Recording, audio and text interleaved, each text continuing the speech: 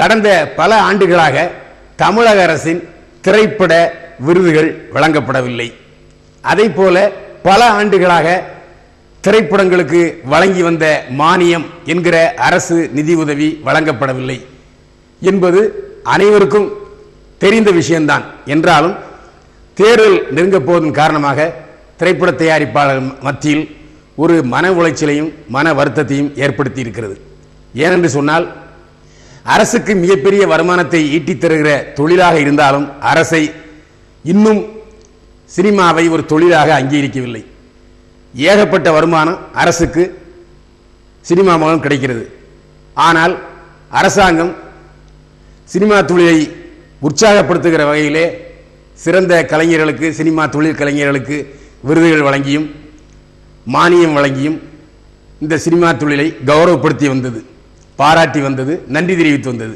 ஏனென்று சொன்னால், பேரறிஞர் அண்ணா, டாக்டர் கலைஞர், இதே டாக்டர் புரட்சியாளர் எம்ஜிஆர், அதற்கு பின்னாலே ஜானகி அம்மையார், புரட்சித் தலைவி ஜெயலலிதா அத்தனை பேரும் சினிமாவிலிருந்து அரசியலுக்கு சென்று முதலமைச்சரானவர்கள். எனவே இது ஒரு தாய் வீட்டு சேதனம்.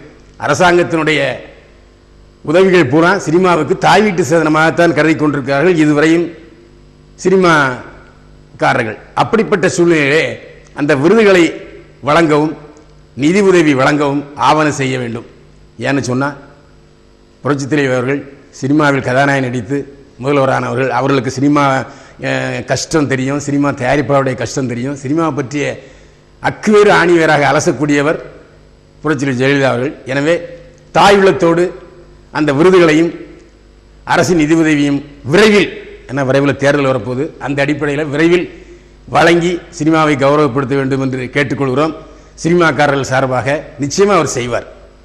நேரிலே இன்றைக்கு நாம் பார்க்க போகும் படம் சேதுபதி. இந்த படத்தினுடைய ஒன்லைன், ஒரு நியாயமான போலீஸ் அதிகாரி சிக்கலில் மாட்டிக்கொள்கிறார், அவர் எப்படி சிக்கலிருந்து மீள்கிறார் என்பதுதான் சேதுபதி படத்துடைய ஒன்லைன். இந்த படத்தில் விஜய் சேதுபதி, ரம்யா நம்பீசன், வேலா ராமமூர்த்தி உட்பட பலர் நடித்திருக்கிறார்கள். இந்த படத்துக்கு நிவாஸ் கே பிரசன்னா இசையமைத்திருக்கிறார். தினேஷ் கிருஷ்ணன் ஒளிப்பதிவு செய்திருக்கிறார். கதை, திரைக்கதை, வசனம் எழுதி இயக்கியிருப்பவர் அருண்குமார். சேதுபதி படத்தினுடைய கதை என்ன? நியாயமான கடமை கண்ணியம் கட்டுப்பாடு தவறாத ஒரு போலீஸ் அதிகாரி சேதுபதி, அவருடைய மனைவி ரம்யா நம்பீசன், 2 குழந்தைகள் இவர்களுக்கு இருக்கின்றன. விஜய் சேதுபதி கண்ட்ரோலில் உள்ள ஏரியாவில் பக்கத்து போலீஸ் நிலையத்தில் ஒரு சப் இன்ஸ்பெக்டர் மர்மமான முறையில் கொலை செய்யப்படுகிறார். அந்த கொலை பற்றிய விசாரணை விஜய் சேதுபதிக்கு வருகிறது. விஜய் சேதுபதி விசாரணையில் ஒரு அதிர்ச்சியான தகவல் தெரிகிறது.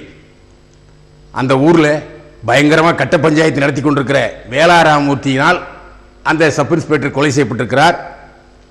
கொலை செய்யப்பட்ட சப் இன்ஸ்பெக்டர் அப்பாவி, அவர் எந்த தப்புமே செய்யாதவர்.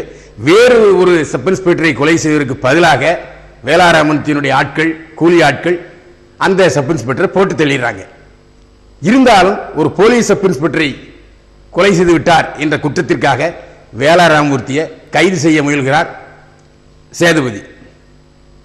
விஜய் சேதுபதி வேலா ராமமூர்த்தியை கைது செய்தவுடன் சும்மா இருப்பாரா வேலாமூர்த்தி? ஏன்னா அவர் கோடீஸ்வரர், பணக்காரர், அதிகாரம் அவற்றை இருக்கு.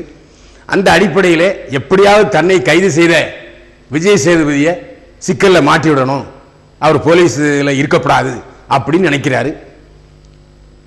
சந்தர்ப்பம் அவருக்கு உதவுகிறது. எப்படின்னா, இந்த திருட்டு தொழில் செய்வாங்க சின்ன பசங்க, அவங்கள போலீஸ் ஸ்டேஷன்ல வந்து விசாரிக்கிறாரு விஜய் சேதுபதி. ஆனா திருடர்களோ கல்லூரி மங்க, என்ன கேட்டாலும், என்ன உதைச்சாலும், திட்டினாலும், மிரட்டினாலும் உண்மை சொல்ல மாட்டேங்கிறாங்க. ஆனா திருடு அந்த பசங்க தான். இந்த பசங்களை, சிறுவர்களை மிரட்டுவதற்காக துப்பாக்கி எடுத்து நீட்டுறாரு. ஆனா விஜய் சேதுபதிக்கு தெரியாது அதுல புல்லட் இருக்கிற விஷயம். ஏன்னா சரி செய்து அந்த துப்பாக்கியில ரவை குண்டுகளை போட்டு விடுகிறார்கள். பசங்களை மிரட்டுவதற்காக அந்த புல்லட்டை அழுத்தின விஜய் சேதுபதி, அந்த புல்லட்டு பாய்ந்து சிறுவர்கள் இறந்து விடுகிறார்கள். பழி விஜய் சேதுபதி மீது விழுகிறது. விஜய் சேதுபதி வழக்கம் போல சஸ்பெண்ட் செய்யப்படுகிறார். விஜய் சேதுபதி இந்த சிக்கலில் இருந்து மீண்டாரா, போலீஸ் சப் இன்ஸ்பெக்டர் கொலை செய்யப்பட்ட துரோகி வேலராமமூர்த்தி தண்டனைக்குள்ளானாரா என்பதுதான் சேதுபதி படத்தினுடைய உச்சக்கட்ட காட்சி. விஜய் சேதுபதி இதுவரைக்கும் பக்கத்து வீட்டு பையனா யதார்த்த நாயகனா பல படங்களில் பாத்திரத்துக்கு ஏற்றபடி நடித்து நம் மனதை கவர்ந்தார் விஜய் சேதுபதி. பல படங்களில் கிராமத்து நாயகனா வருவார். அப்படிப்பட்ட சூழலில் இந்த படத்தில் அவருக்கு ஒரு மிகப்பெரிய பிரம்மாண்ட பரிமாண வளர்ச்சி பதவி என்று சொல்லலாம். ஏன்னா இதில் ஆக்ஷன் நாயகர். எல்லா கதாநாயகனும் ஆக்ஷன் கதாநாயகன் நடிக்க முடியாது. ஏன்னா ஆக்ஷன் கதாநாயகனுக்கு ஒரு ஆஜானுபாகுவான உடல், மிரட்டல், அந்த பல பாவனைகளை முகத்திலே கொண்டு வருகிற ஆற்றல் இருக்க வேண்டும். அந்த ஆற்றல் விஜய் சேதுபதிக்கு இருக்கு. கம்பீரமான அந்த காக்கி உடுப்பு விஜய் சேதுபதிக்கு நன்றாகவே பொருந்தி இருக்கிறது. அதுவும் அவர் கண்கள் பலவிதமான பாவனைகளை நமக்கு சொல்லுது. கோபம், மிரட்டல், விவேகம், இதெல்லாம் அந்த கண்ணு பேசுது. விஜய் சேதுபதிக்கு ஒரு பெரிய பிளஸ் பாயிண்டே கண்ணு தான். அவருடைய கண்கள் அப்படியே அனலை தெரிக்குது. பாலச்சந்தர் எப்படி சூப்பர் ஸ்டார் ரஜினிகாந்தை தேர்ந்தெடுத்தார்னா, அந்த பையன் முகத்தில், அதாவது ரஜினிகாந்த் முகத்தில் ஒரு வீச்சு இருக்குதப்பா, ஒரு காந்த வீச்சு இருக்குது அப்படி என்று சொல்லிதான் ரஜினிகாந்த் நடிகனாக தேர்ந்தெடுத்த இயக்குனர் பாலச்சந்தர் அவருக்கு ரஜினிகாந்த், காந்த கண்களை உடையவர் என்பதற்காக அவருக்கு அந்த பேரை வச்சார். அதே மாதிரி விஜய் சேதுபதிக்கு அவருடைய கண்கள் காந்த கண்களாக அமைந்திருக்கிறது அவருடைய பிளஸ் பாயிண்ட். அது மட்டும் இல்லாமல் ஒரு பொறுப்புள்ள போலீஸ் அதிகாரி எப்படி மிடுக்கா அதிகார துறனையோட நடப்பாரோ அதே மாதிரி வாழ்ந்திருக்கிறார் விஜய் சேதுபதி. இந்த படத்தில் ரம்யா நம்பீசன் கதாநாயகர் நடித்திருக்கிறார். 2 குழந்தைகளுக்கு தாயாவர் நடிச்சிருக்காரு. பல கதாநாயகர்கள் இன்னைக்கு குழந்தைக்கு தாயா நடிக்க மாட்டாங்க. ஐயோ என் கிளாமர் போயிடும் அப்படின்ட்டு ரசிகர்கள் மத்தியில் என்னமோ இவங்களுக்கு ஒரு பெரிய இமேஜ் இருக்கிற மாதிரி நினச்சிக்கிட்டு ஐயோ குழந்தைக்கு தாயா முடியாது அப்படின்று மறுத்து கொண்டிருக்கிறார்கள். இப்போவும் மறுக்கிறாங்க, ஏற்கனவே மறுத்திருக்காங்க. அப்படிப்பட்ட கதாநாயகர் விலக்காகி ரம்யா நம்பீசன் இந்த பாத்திரத்தை ஏற்று 2 குழந்தைகளுக்கு அம்மாவாகவும் கணவனுக்கு நல்ல மனைவியாகவும் வாழ்ந்திருக்கிறார் ரம்யா நம்பீசன். ரம்யா நம்பீசன் ஏற்கனவே பண்ணையாரும் பத்மினியும் படத்தில் விஜய் சேதுபதி ரம்யா நம்பீசனுடைய கெமிஸ்ட்ரி நல்லா ஒர்க் அவுட் ஆயிருந்தது. அந்த படம் நமக்கு மிகப்பெரிய விருந்தாக அமைந்தது. அதுக்கு பின்னால் இந்த படத்தில் விஜய் சேதுபதி ரம்யா நம்பீசனுடைய ஜோடி நம்முடைய மனசில் கவர்ந்து மனசில் நாற்காலி போட்டு உட்கார்ந்துருக்கிறேன்னு சொன்னால் அது மிகையாது. வேளாண் ராமூர்த்தி புதிய நபர், புதிய வில்லை. அதாவது மீசையை முறுக்கிக்கிட்டு கண்களை மிரட்டிக்கிட்டு அப்படிலாம் வில்லத்தனம் செய்யல. ரொம்ப சாஃப்டா சரத்பாபு எப்படி வில்லன் வேஷம் செய்வாரோ, எப்படி ரங்காராவ் அந்த காலத்தில் எஸ் சி ரங்காராவ் மிகப்பெரிய குணச்சித்திர நடிகர். அவர் நம் நாடு படத்தில் புரட்சியில் எம்ஜிஆருக்கு எதிரியா வில்லன் நடிச்சிருப்பார். அந்த மாதிரி ஒரு பாந்தமான வில்லன். இந்த புனியும் பால் குடிக்குமா அப்படிங்கிற மாதிரி வேளாராமூர்த்தியினுடைய வில்லத்தனங்கள் தூக்கி போட்டு மிதிக்கலாமா இந்த ஆளை அப்படி என்கிற அளவுக்கு அவருடைய பாந்தமான நடிப்பு, அமைதியான நடிப்பு நம்மை வேகப்படுத்துகிற விஷயத்திலே வேளாராமூர்த்தி தன்னுடைய நடிப்பின் அச்சாரத்தை ஆழமாக பதித்திருக்கிறார். மற்ற எல்லா பாத்திரங்களும் நிறைவாக இந்த படத்திலே செய்திருக்கிறது. நிவாஸ் கே பிரசன்னா இந்த படத்தினுடைய ஒளிப்பதிவாளர். கதைக்கு என்ன தேவையோ அந்த அளவுக்கு ஒளிப்பதிவு செய்திருக்கிறார் நிவாஸ் கே பிரசன்னா. எப்பவுமே ஒரு நல்ல ஒளிப்பதிவாளர் இயக்குனருடன் கதை அமைப்புடன் இணைந்து பயணித்தால் தான் அந்த படம் வெற்றி பெறும். அந்த அளவில் ஒளிப்பதிவாளருக்குன்னு ஒரு தனி பேர் வேணும்னு இவர் பாட்டு கேமரா தூக்கிட்டு போய் கதை வேற ஏதோ சொல்ல மாதிரி இல்லாம கதைக்கு என்ன தேவையோ அந்த ஒளிப்பதிவை நிறைவாக செய்திருக்கிறார் நிவாஸ் கே பிரசன்னா. இந்த படத்துக்கு இசையமைத்திருப்பவர் தினேஷ் கிருஷ்ணன். ஆகா ஓஹோ பிரமாதம் அப்படிலாம் இல்லைங்க, கேட்கிறபடி பாட்டு போட்டிருக்காரு. இதமான மெட்டுக்கள் பெரிய அளவில் காதல விழுதுன்னு சொல்ல முடியாது, பரவாயில்லை என்று சொல்லக்கூடிய அளவுக்கு மேலாக கேட்கலாம் அப்படி என்கிற பாட்டுக்களை போட்டிருக்கிறார் இசையமைப்பாளர் தினேஷ் கிருஷ்ணன். இந்த படத்தினுடைய இயக்குனர் அருள்குமார்.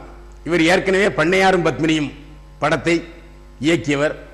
ஒரு சின்ன நாட்டு, ஒரு காரு, அந்த காரை சுற்றிய கதைக்களம் அருமையா இருந்தது. பண்ணையாரும் பத்மினியும் அனைவருடைய பாராட்டுதலையும் படம் பார்த்தவர்கள் மிகவும் ரசித்து இந்த படத்தை பார்த்தாங்க. ஏன்னா ஒரு கதை முதல்ல அறிவுமாறாரு, ஒரு காரை மையமா வச்சு கதை எழுதி பிரமாதமான பெயரை தட்டி கொண்டு போனார் அருண்குமார்.